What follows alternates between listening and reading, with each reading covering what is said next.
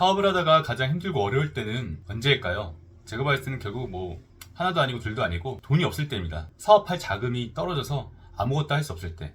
그때가 가장 힘이 드는데요. 그럴 때 우리는 이미 은행이나 사금융을 통해서 돈을 이미 융자를 했거나 받았거나 하는 경우가 있고, 그리고 그 이후에서야 우리가 정책자금을 찾게 되죠. 근데 정책자금을 하려고 하면은 너무 생소하고 어려운 개념도 많고, 그리고 종류도 많고, 방법도 어려운 것 같고 하다 보니까, 심지어 저는 상담을 하러 오시는 분들 있잖아요. 그분들한테 내용을 싹 다 알려드리고 정책자금을 혼자 신청해 보시도록 합니다. 그렇지만 잘하시는 분도 있지만 많은 분들이 또 이거 혼자 진행하다가 어려워서 다시 물어보고 하는 경우가 참 많은데요. 이 내용을 보면서 정책자금이 정말 필요하고 꼭 필요한 일이지만 왜 이렇게 신청하기 어려운지, 그리고 우리가 정책자금을 혼자 하기 힘들고 왜 꼭 누군가를 찾고 누군가한테 도움을 바라게 되는지, 오늘은 누구나 이용하지만 그 내용을 잘 모르고 있는 정책자금에 대한 불편한 진실을 알아보도록 하겠습니다. 이 내용이 정책자금을 이용하시는 대표님들, 그리고 정책자금 영업을 하는 분들한테 꼭 도움이 되기를 바라며 확신을 가지며 지금부터 말씀을 드리도록 하겠습니다. 첫째, 정책자금은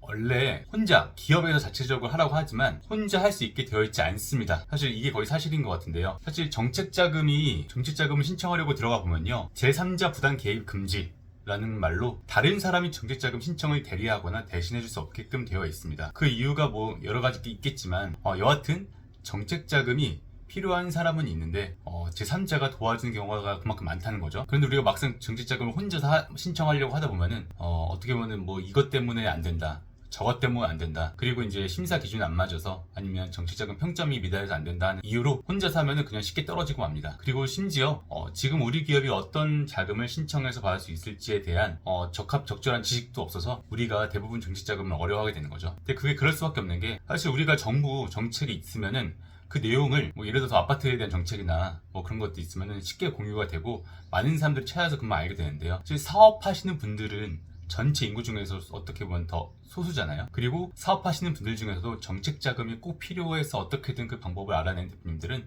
더 소수이고요. 그러다 보니까 우리가 정책에 있어도 공유가 잘 안 되고, 그만큼 정책을 알리는 노력도 사실 부족하다고 생각을 합니다.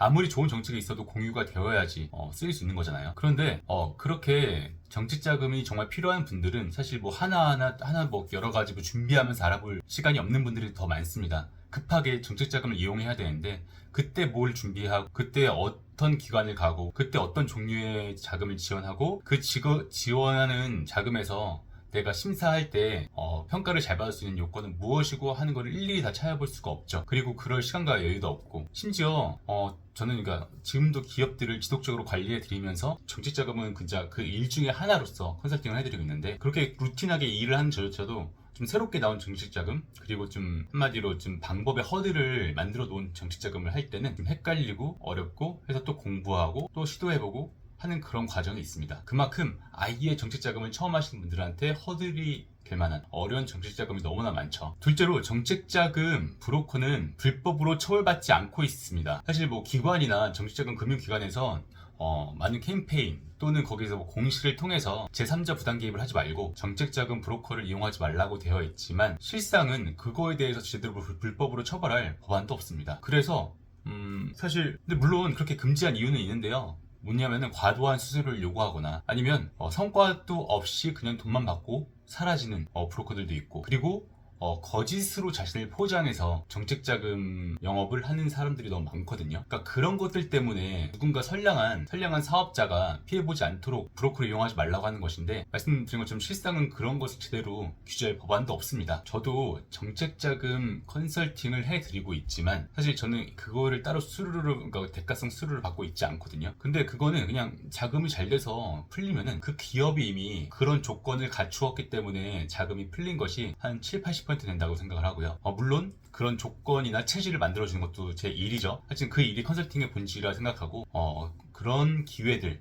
정책자금을 받을 수 있는 기회들을 놓치지 않고서 꾸준하게 챙겨드리는 게 제 일인데, 여하튼 그렇게 기업의 조건이 되기 때문에 받는 정책자금인데, 거기서 수수료를 5에서 10%씩 받는 거는 쓸데없는 양심상인지 모르겠지만 지금 과도하다고 생각을 하기 때문에 저는 그렇게 안 받고 있는데요. 하지만 그냥 그렇게 많은 기업을 모은 다음에 수수료를 받고 더욱더 쉽게 돈을 버시는 분들을 볼 때는 저도 이게 불법으로 규정이 되지 않았는데 굳이 이렇게까지 해야 되나? 하는 생각을 갖기도 합니다. 셋째, 정책자금 컨설팅 자체가 산업이라기보다는 저는 사행성을 포함한 도박성을 포함하고 있다고 생각을 합니다. 예를 들어서 우리가 어떤 사람이 일을 잘할 것 같나요? 어떤 사람이 일을 잘한다기보다 어떤 사람이 돈을 많이 벌 것 같나요? 정치자금 영업시장에서 일단 그 소상공인들이나 아니면 사업자들이 모여있는 커뮤니티 안에 들어가 있거나 아니면 그런 곳에서 영업할 수 있는 조건과 자격을 만들었거나 아니면 마케팅 능력과 마케팅 돈을 많이 써서 최대한 많은 기업을 모으고, 예를 들어서 뭐 100개의 기업을 모으잖아요. 근데 그 중에서 20개 기업의 정치자금 성공시켜요. 그럼 예를 들어서 100개의 기업이 있으면 20개 기업한테 1억씩 해가지고 20개 기업을 각각 20억씩 마진의 대출을 성공시켰잖아요. 근데 예를 들어서 거기서 5%만 받으면은 그 사람은 그래도 어마어마한 돈을 벌게 되겠죠. 그렇게 많은 기업을 모아서 자금을 푸는 사람들한테 정책자금 시장에서 돈이 많이 들어가고 있습니다. 얼마큼은 정책자금 노하우가 많냐, 경험이 많고 조건과 기준을 알고 있어서 정확하게 최대한 실수 없이 기업이 어떻게든 결국 돈을 받을 수 있게끔 잘할 수 있는 사람이냐가 더 중요한 게 아니라 얼마나 많은 기업을 모으고 거기서 빠르게 신청할 수 있는 정책자금, 그냥 신청하면 나오게 되는 정책자금을 할 수 있는 사람 몇 명을 모으고 있느냐가 이 일에서 더 중요하다는 거죠. 그러다 보니까 그 사람들은 사실 실패하는 분들한테 큰 관심이 없고요. 어차피 성공한 사람들만 가지고 돈을 벌어도 되는 거기 때문에 그거에 대한 뭐 스트레스와 압박이 덜합니다. 근데 반대로 뭐 관리를 하는 제 입장은 어떻게든 관리하는 기업들은 성과를 내줘 어떻게든 도움을 줘야 되고 생존시켜야 되겠다는 생각이 있기 때문에 스트레스 받으면서 가는데, 그런 분들은 확실히 그런 것에 대한 스트레스가 덜하고 어떻게 기업을 모으느냐에 대한 스트레스가 더 크더라고요. 사실 저는 정책자금 컨설팅이 그 하나만으로는 크게 의미 있다 생각 안 하고요. 그냥 단지 경로와 방법을 알려주는 것 자체는 더 저렴해져야 된다고 솔직히 생각을 합니다. 그리고 정책자금 신청 방법이 훨씬 더욱더 쉬워져서 그 누구도 정책자금의 조건과 대상이 되면은 신청해서 받을 수 있는 방식으로 어쨌든 계속 국가 사업이 국가 정책에 이루어져야 된다고 생각을 합니다. 그래야 더 성장성 있는 미래성 있는 기업이 정책자금을 통해서 마중물로 만들고 정치자금을 더 크게 성장할 수 있다고 생각을 하고요. 그게 당연히 국가 경제에도 도움이 되고, 반대로 정말 이게 이 정치자금이 진짜 단지 뭐 브로커나 아니면 컨설팅을 하는 사람을 통해서 흔히 말하는 미래성이 없는 좀비 기업한테 계속 들어가잖아요. 그거야말로 정말 세금을 축내는 일이라고 생각을 합니다. 어떤 산업이 발전하려면 저는 구조적인 개선과 결단이 꼭 필요하다고 보고요. 그래서 이에 대한 적절한 법안도 정말 마련돼야 된다고 생각을 하고, 그리고 또 정치자금 신청 자체는 더욱더 쉬워져서 정말 좋은 기업을